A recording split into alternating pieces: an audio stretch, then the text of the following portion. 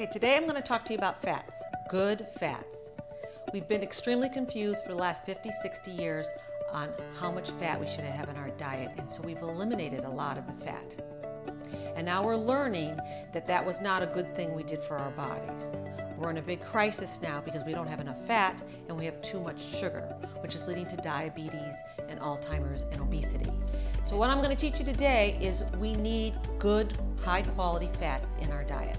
The first fat I want you to look at is olive oil. There's lots and lots of olive oils out there and they're not all the same.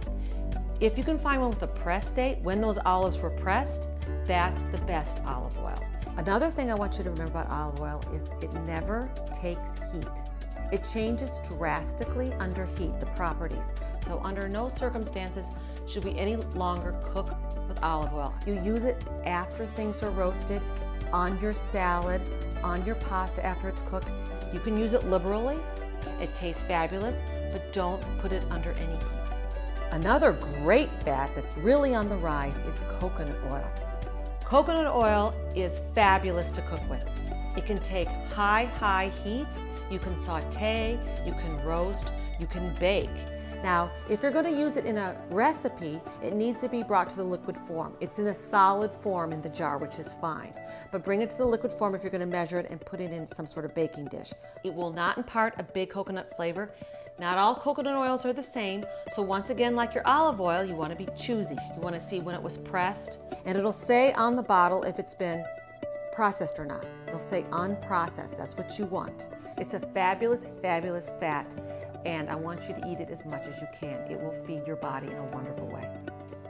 And for my dairy people who do eat dairy, butter is a great source of fat.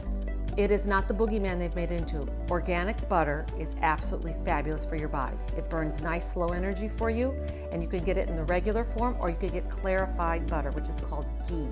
You can make your own ghee with organic butter, and you can Google that and find out how to do that. It's not hard to do. They also take high points of heat. Wonderful, wonderful way to cook. Very good for you. Do not be afraid of butter. Avocados, another terrific source of fat. Eat an avocado every day, half an avocado, fabulous for you. A secret about avocados, once they go ripe on your counter, you can put them in your refrigerator and they will hold up to a week nice and ripe for you. So you can have an avocado ready every day. So we all need to get off sugar and to get onto high quality fats. We've learned for the last 50 years that the low-fat diet is not working. We're all headed toward pre-diabetes and diabetes. We have to get over the notion that fat is making us fat. Sugar is making us fat. Get off the sugar and get onto high quality fats.